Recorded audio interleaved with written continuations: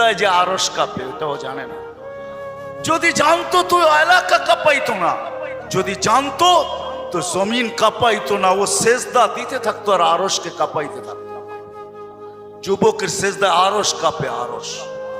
যুবক যখন সেজদায় যায়, সেজদায় পড়ে তো আল্লাহ ফেরেশতা, নাইলে এই হাদিস কোনোদিন আসতো না। আল্লাহ ফেরেশতাকে বলে উনজুর ইলা শাব মাযা ইয়াফআল, যুবকের দিকে তাকাতো কি করে আল্লাহ জানেন। তো ফেরেশতা বলে জাআলা আজলাহু ওয়া মাজালাহু লিআজলিক, সবকিছু বিসর্জন দিয়ে আপনার কুদরতি পায়ে মাথা ঠেকায় দিয়েছে।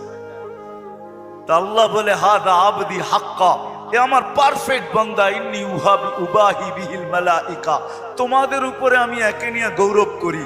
যখন সেজদায় চিৎকার দেয় সুবহানা রাব্বিয়াল আলা, আল্লাহ বলে সাব্বাহতানি সাব্বাহতুক, তুই আমাকে পবিত্র বললি, যাহ তুই পবিত্র, তোর গুনাহ মাফ। সেজদার থেকে উঠা